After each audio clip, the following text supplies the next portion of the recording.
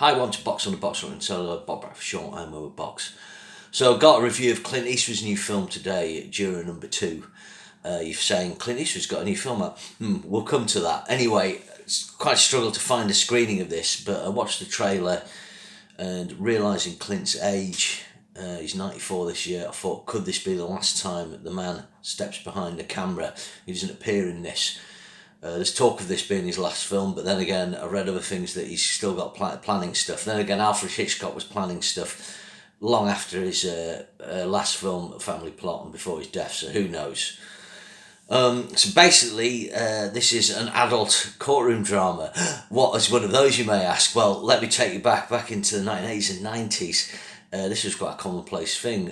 You had a sensibly paced, star-driven courtroom drama that brought adults like myself to the pictures without CGI and without people in capes. But anyway, so what's the plot? Nicholas Hoult plays a recovering alcoholic journalist who's called up to jury duty. He's dodged it once. If you've not done jury duty before, I have. You know, you get called to jury duty and you can say, actually, I'm on holiday there, genuine reason, they'll let it slide. But eventually, you're going to have to do it.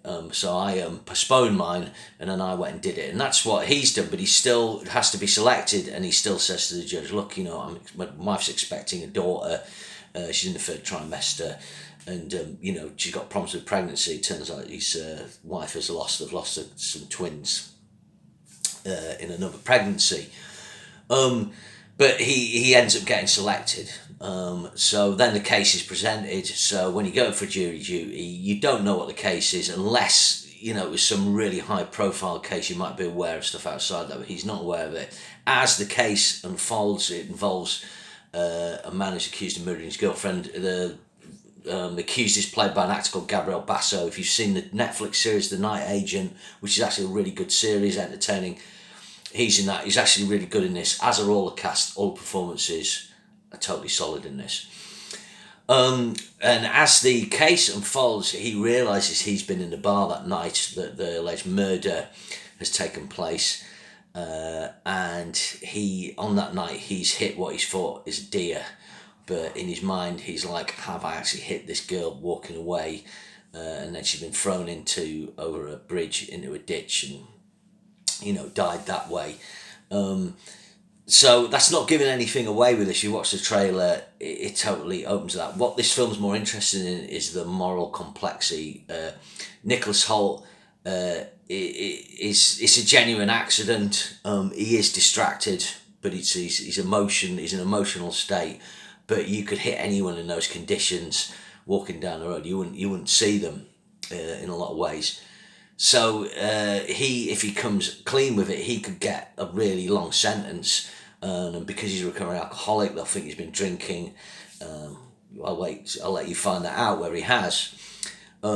So he's in a situation where he has to try and turn the jury around. When they go to adjudicate, the jury thinks that this guy's guilty. But what's interesting about this and what's really frightening is how dismissive the jurors are. They don't want to discuss the case. Yeah, let's get out of here. I want to get back to my kids. I want to get back to this. I want to get back to that. He's the only one, 12 Angry Man style, that goes, well, look, let's just give this guy the benefit of not the doubt, but let's just go through the stuff. Obviously, he's got vested interest in doing this because he wants an innocent verdict, because he knows, or he certainly believes the guy's probably innocent. Anyway, things progress from there. I'll not tell you what happens after that. You've got Kiefer Sutherland as in a small part. The other actor, J.K. Simmons, has got a really good small part as one of the jurors. So Ducey's good. Toni Collette, of course, always excellent. Nicholas Hoult is such a good actor, and he's very good in this. I think this sort of lacks the star power to probably lift it further, but it's cost $33 million. Okay, I'm going to mark out of 10. I gave this a solid 7 out of 10. I don't think this is premium Clint, but I think it's good second level Clint as a director. I'll just quickly go through what I think is premium Clint, and I selected 10 films. Playing Misty for Me, High Plains Drifter, Outlaw Josie Wales, Pale Rider, Unforgiven, Bird, Mystic River, $1 Million Baby, Bridges of Madison County, Letters from Iwo Jima. that was sort of 10 I thought, yeah. And of those, I think Outlaw Josie Wales and Unforgiven are masterpieces. They are Western films that will be talked about in years to come as two of the greatest Westerns ever, and will be discussed as great moments in American cinema. Second level, I've got the Eiger Sanction, which is a lot of fun. The Gauntlet, Heartbreak Ridge. If you've not seen Heartbreak Ridge, it's really funny. A Perfect World, decent Kevin Costner drama. Flags of Our Fathers, the twin to Letters from Iwo Jima. Changeling with Angelina Jolie, far too long, but very interesting, very good performance. Gran Torino. A lot of people will put that in premium, but there's some kind of ropey acting in it, but it is good. American Sniper, his controversial film. It's controversial because he doesn't come one way or other side of the argument. It's just like this guy's job is to shoot people. And that's interesting. Sully, Tom Hanks, interested in The Mule. A lot of people slag it, but I think it's a decent Eastwood film. Bronco Billy, Honky Tonk Man, some people might put those in premium. And Richard Jewell, I thought Richard Jewell was really good. And I kind of put, if you enjoy Richard Jewell, enjoy this as well. Different thing, but just, it's that kind of film. So, like I said, I'm putting it 7 out of 10. Second level, it's good. It's a morally complex courtroom drama. It's ambiguous, the ending, I'm not giving anything away, but it's ambiguous. People want black and white now. They want special effects, they want this, they want that. They don't want grey areas. I was always quite happy to see films like this when I was in my teens, in my 20s. I watched films like this with my mum and dad. Now, it seems a film like this has to go to streaming. So this is where my final part of this review is. There's sort of a little bit of controversy about this. Very hard to find a screening here. It's only going out in 50 screens in America. There's no sort of promotion for your consideration. Now, I don't think this is awards worthy, but it might. It would certainly stimulate it. It's only cost $33 million, but basically it's gone out in 50 screens and then it's going to streaming. Why is this? Well, the last Eastwood film, Crime Macho, I haven't seen it. I tried to watch it before this review. It's a Monday Western. It's supposed to be really bad. Apparently Clint really shouldn't have appeared in it. This film only made $16 million on a $33 million budget. Not a disaster. They would have promoted it. But, and it was actually in COVID time, so a lot of Clint Eastwood's audience are older people, like me and older, and they'll come out and see The Mule.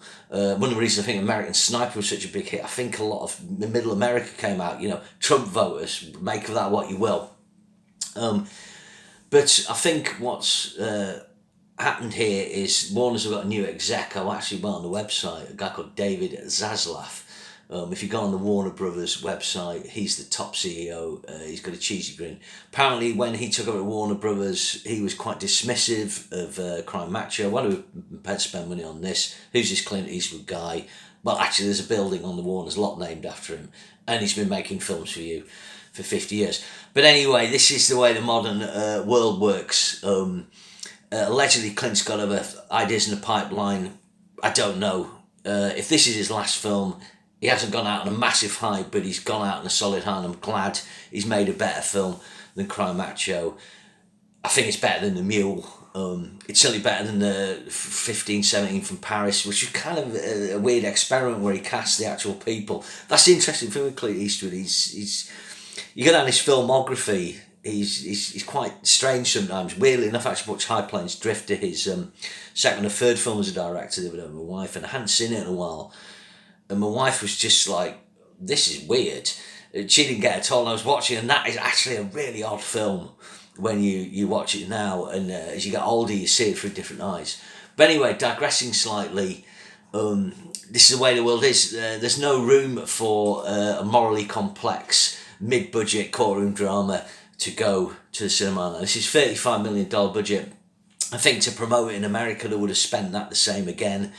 $70 million, then you might spend $30 million promoting it internationally, $100 million. So to break even, it would need to gross $200 million. This isn't the kind of film that's going to do that. A film starring Clint Eastwood like The Mule nearly did that. That would be profitable. Maybe if it had a bigger star, I don't know, some Nicholas Holt's age. But then again, there's no movie stars now that can open films. There isn't really any movie stars. And someone like a Tom Cruise or a Leo is too old for the part. He needs to be a younger guy. So it's just caught in that thing, and it just may be that these kind of films are just going to end up as limited series. This could be a limited series, you know, you could extend it out, or they're just going to go streaming, and I find that depressing, but unless things change, I don't know, they will. Anyway, that is my review of Juror number 2. If you get a chance to see it, you know, you won't be disappointed if you catch it on stream. Catch it. It's a good film. If it is Clint Eastwood's last film, I love Clint Eastwood. He's always been my favourite movie star, not actor. It's a slightly different thing. I think as a director, he's got an interesting and mixed body of work with some genuine classics in there. And, you know, I think he could have been treated a bit better. But politically, he's sort of out of sync with Hollywood as well. But he's always been kind of out of sync with Hollywood, really, in a way. Okay, so remember to share and subscribe, and I'll see you again soon. Thanks very much.